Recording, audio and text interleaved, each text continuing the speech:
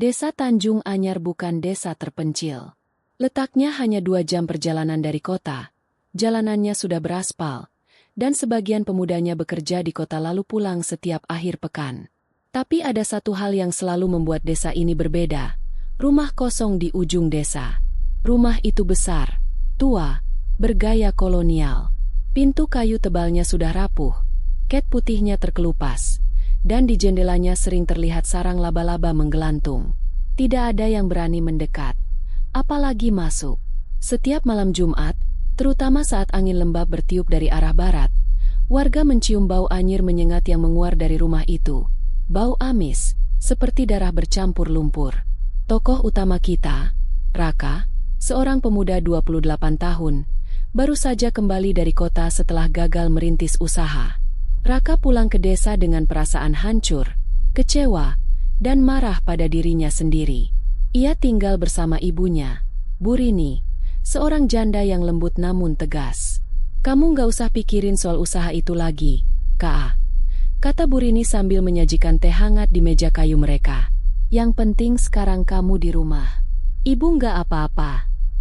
Tapi Raka tidak bisa berhenti merasa gagal.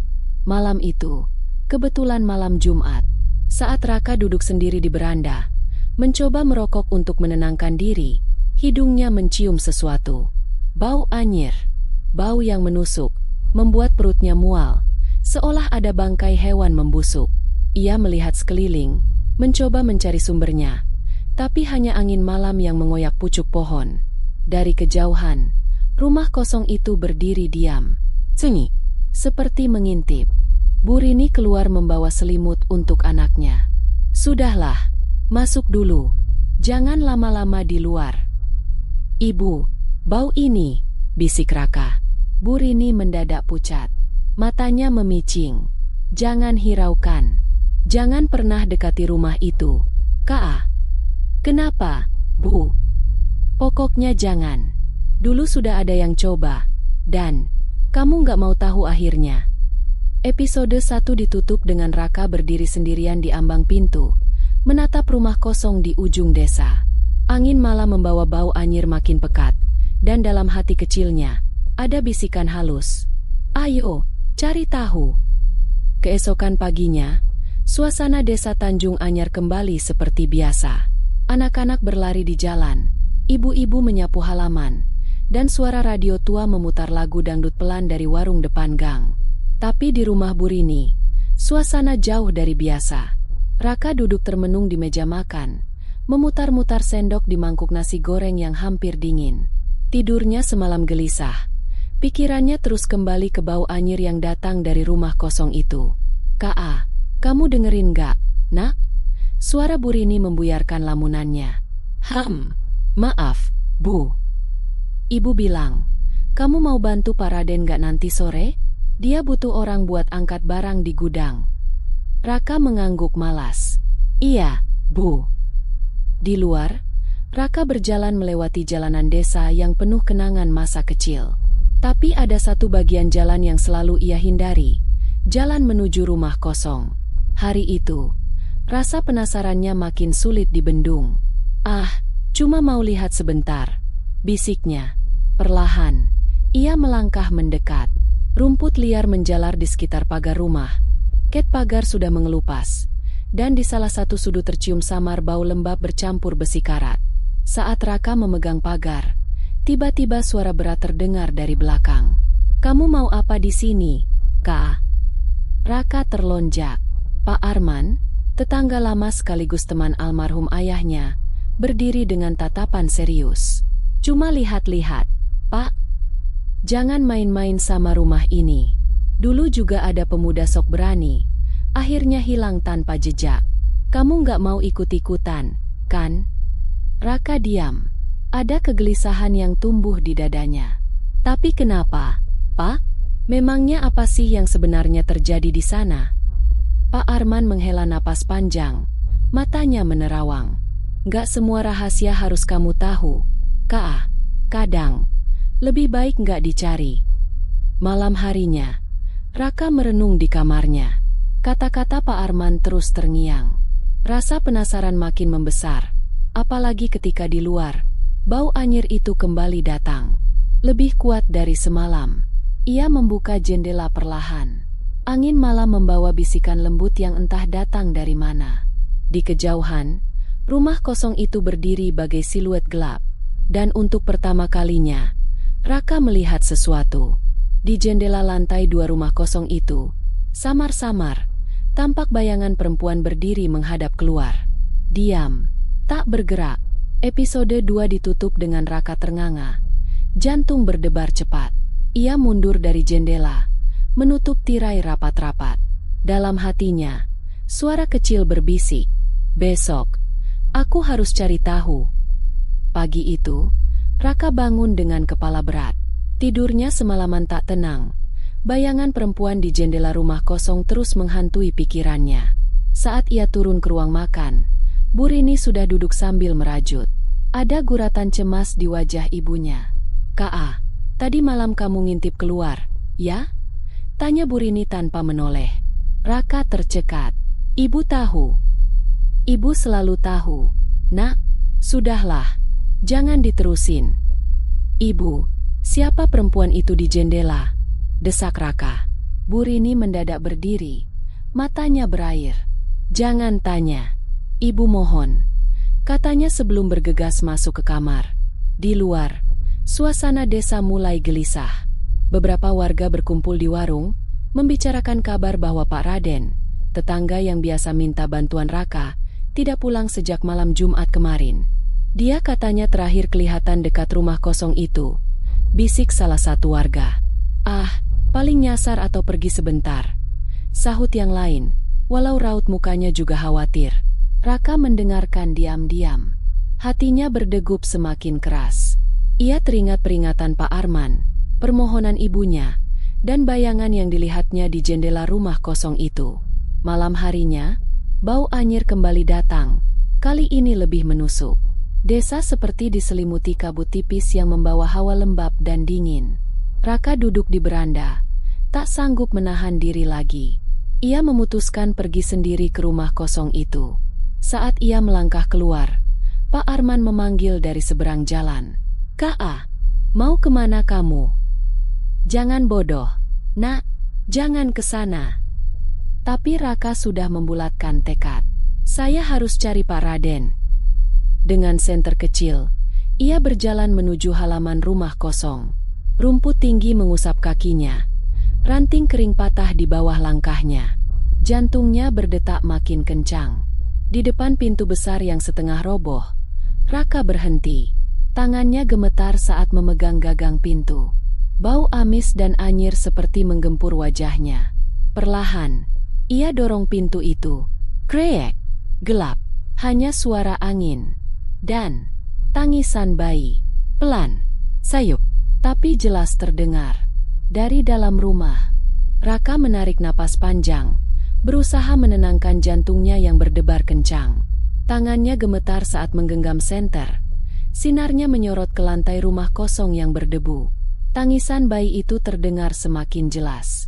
Tapi anehnya, rumah ini sudah kosong bertahun-tahun. Tidak mungkin ada bayi di dalamnya. "Siapa di sana?" Suara Raka nyaris hanya bisikan. Tak ada jawaban. Hanya suara angin yang menyusup lewat celah-celah dinding, menciptakan bunyi gemerisik seperti bisikan orang berbicara. Perlahan, Raka melangkah masuk. Lantainya berderit pelan di setiap injakan. Udara di dalam terasa lebih dingin daripada di luar. Bau anyir makin pekat, menusuk hidungnya. Sementara itu, di rumah Bu Rini, ibu itu mondar-mandir di ruang tamu. Wajahnya cemas. Ia menggenggam tasbih erat-erat. Bibirnya komat kamit berdoa. "Ya Allah, jangan biarkan anakku ikut terperangkap," bisiknya lirih. Tiba-tiba terdengar ketukan di pintu. Tok, tok, tok. Bu Rini terlonjak. Saat ia membuka pintu, ternyata Pak Arman berdiri di sana. Napasnya tersengal.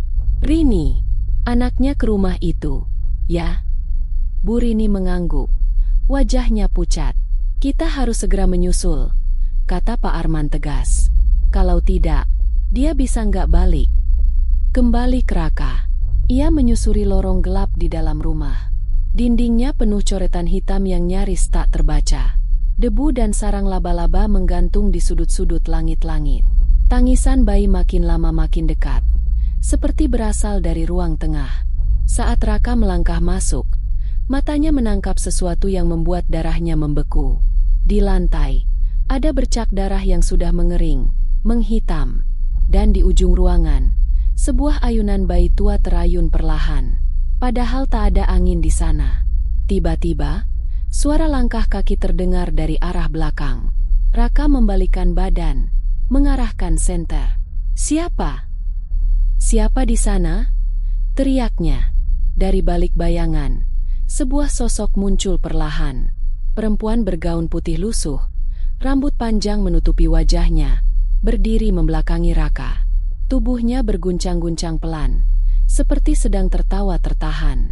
Raka mundur, napas tercekat. Bu, siapa kamu?" Perempuan itu berhenti bergerak.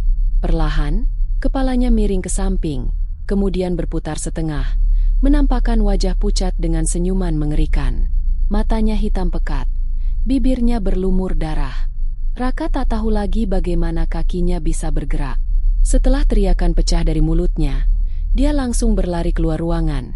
Napas memburu, lutut hampir tak sanggup menopang tubuh. Senter yang terjatuh tertinggal di ruang tengah. Kini dia hanya mengandalkan cahaya rembulan yang temaram menembus jendela berdebu. Di belakang, terdengar suara tapak kaki ringan, seperti langkah si perempuan bergaun putih itu mengikutinya perlahan. "Jangan lihat ke belakang. Jangan lihat," bisik Raka dalam hati.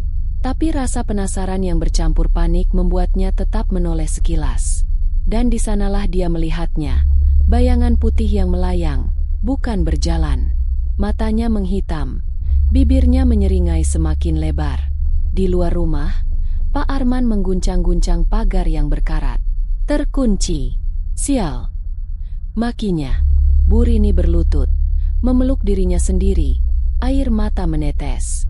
"Pak, saya mohon, tolong selamatkan anak saya."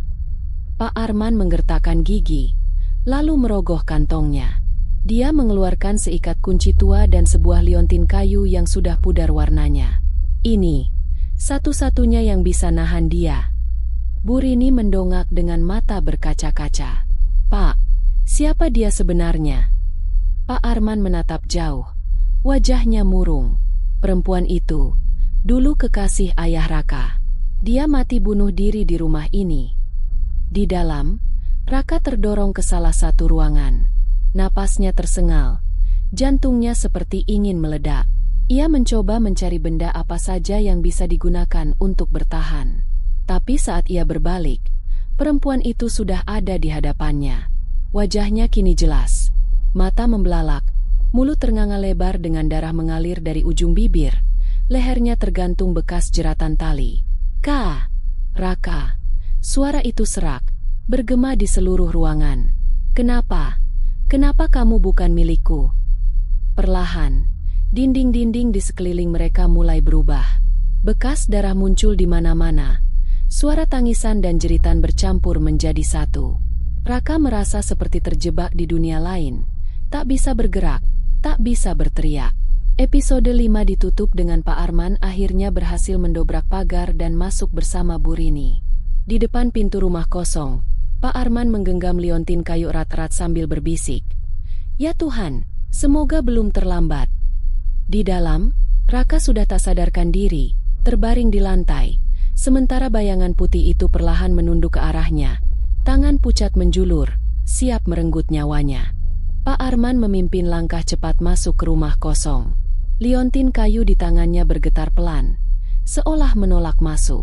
Bu Rini mengikutinya dengan wajah pucat. Tangisnya tertahan. "Bu, jangan jauh dari saya. Apapun yang terjadi, jangan lihat ke mata perempuan itu," tegas Pak Arman. Bu Rini mengangguk. Tangan gemetar memegang ujung kerudungnya. Di dalam, hawa semakin dingin. Setiap langkah mereka seakan memasuki lapisan dimensi lain. Suara tangisan bayi, bisikan, bahkan suara Raka yang memanggil-manggil ibunya terdengar tumpang tindih, membuat kepala pening. Sementara itu, di ruangan belakang, Raka tergeletak tak bergerak. Perempuan bergaun putih itu berlutut di sampingnya. Tangannya menyentuh pipi Raka dengan lembut.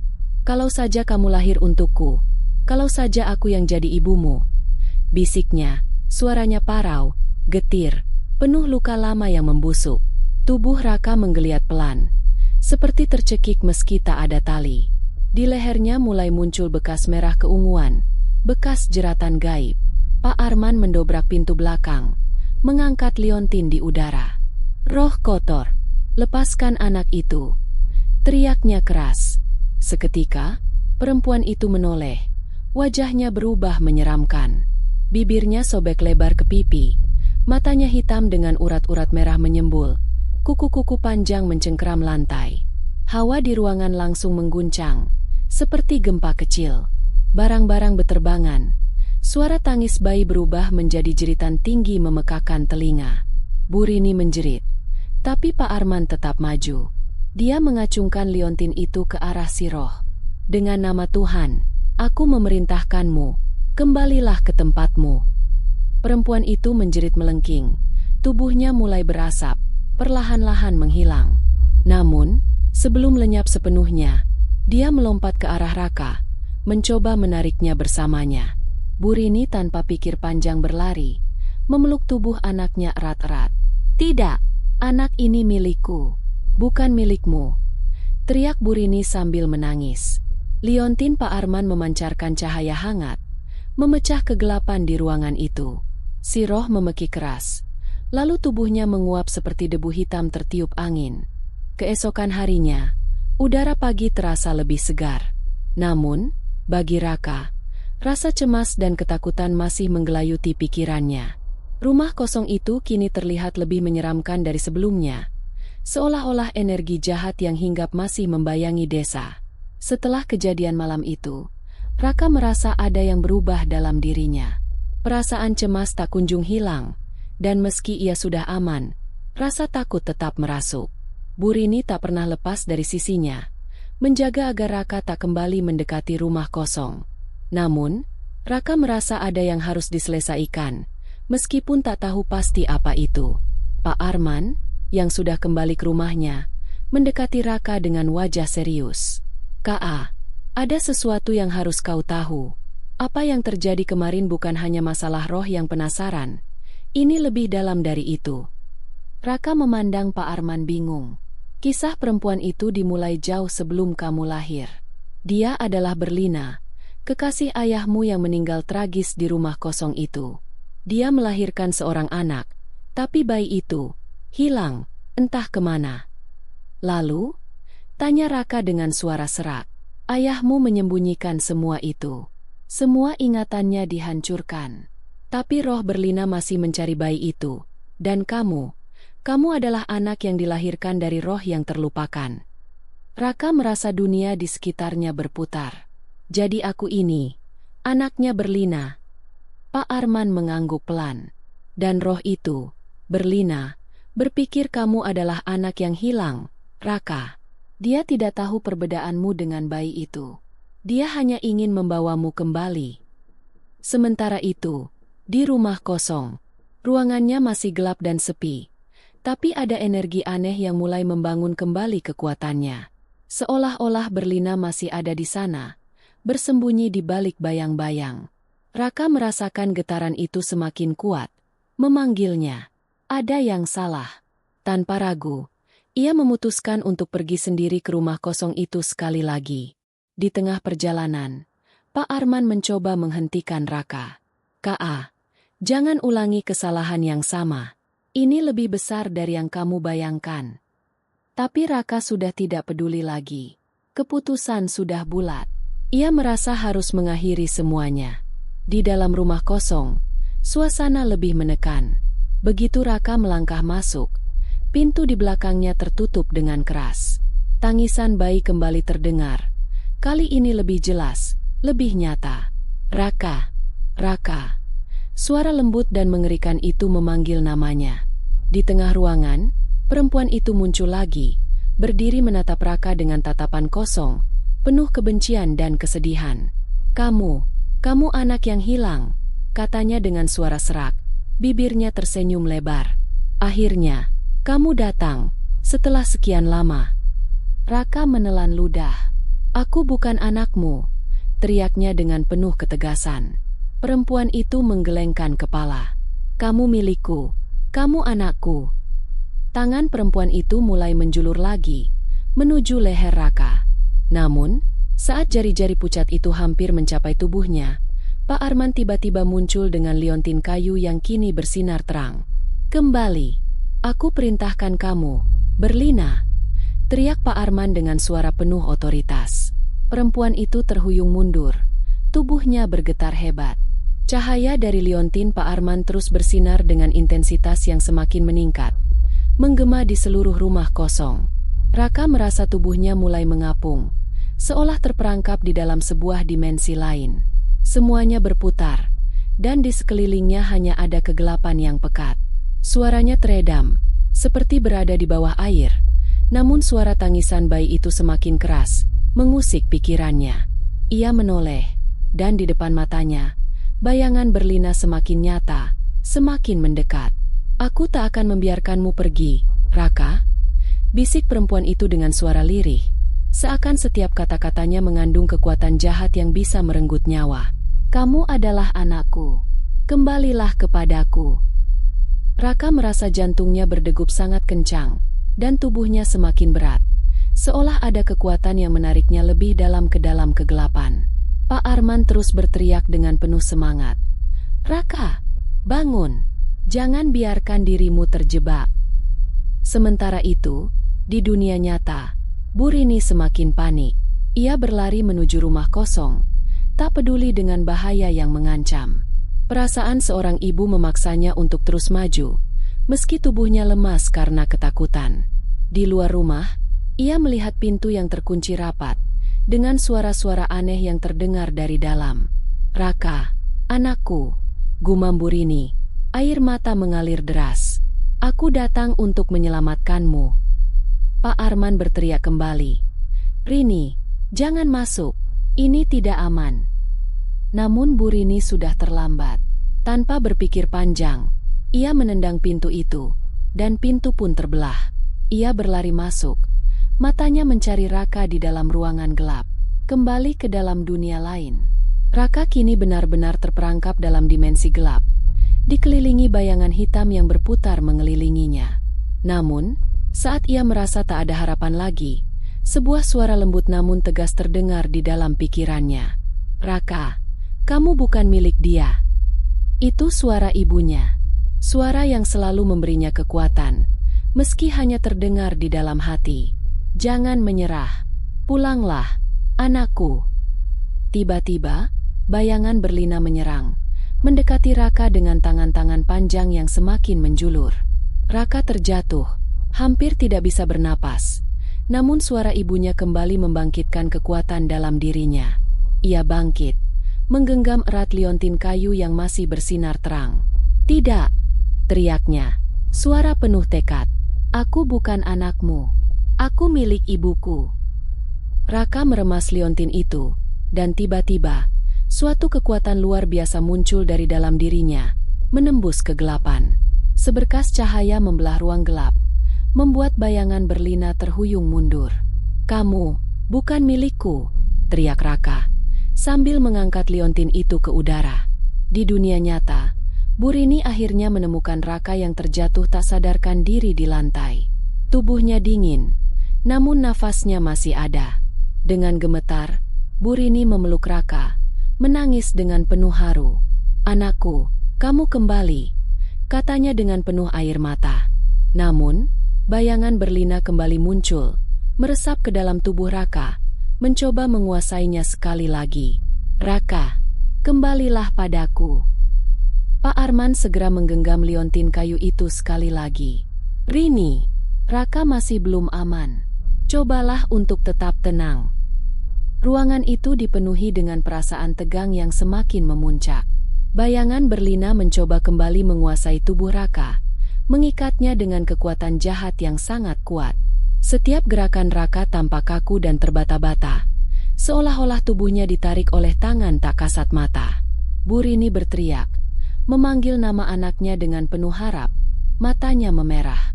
"Raka, bangun. Anakku, aku ada di sini. Jangan biarkan dia membawamu pergi." Pak Arman, dengan tekad yang semakin membara, mengangkat liontin kayu itu lebih tinggi. "Berlina, cukup. Kami tidak akan membiarkanmu menguasai anak ini lagi." Namun, bayangan Berlina hanya semakin menggeram. Tubuhnya semakin terwujud dengan jelas, seakan menantang Pak Arman untuk menghentikannya. Ia mengangkat kedua tangannya, memancarkan energi hitam yang sangat kuat. "Kamu tidak mengerti, bukan? Raka adalah milikku. Dia adalah anakku, tak peduli siapa yang mengakuinya." Pada saat itu, Raka merasakan sesuatu yang berbeda, sesuatu yang mengalir dalam dirinya. Sebuah perasaan hangat dan penuh kasih yang tidak pernah ia rasakan sebelumnya. Ia merasakan pelukan ibunya yang hangat, suara ibu yang penuh dengan kasih sayang, memanggilnya untuk pulang. "Ibu, aku di sini." Dengan semangat yang baru, Raka membuka matanya, dan seketika bayangan Berlina terhuyung mundur. Raka merasa ada kekuatan besar yang membangkitkan dirinya. Tanpa pikir panjang, ia berteriak keras, "Aku bukan anakmu, Berlina. Aku milik ibuku." Kekuatan dari dalam diri Raka semakin membesar, dan cahaya dari liontin Pak Arman menyatu dengan kekuatan itu, menembus ruang gelap yang mengelilinginya. Bayangan Berlina mulai menghilang, mengeluarkan jeritan yang semakin memudar, sementara tubuh Raka semakin stabil. Di dunia nyata, Burini merasakan perubahan itu. Ia memeluk tubuh anaknya lebih erat, seolah merasakan kekuatan yang baru mengalir ke dalam dirinya. Raka terbangun, tubuhnya gemetar, namun matanya kini penuh dengan kehidupan.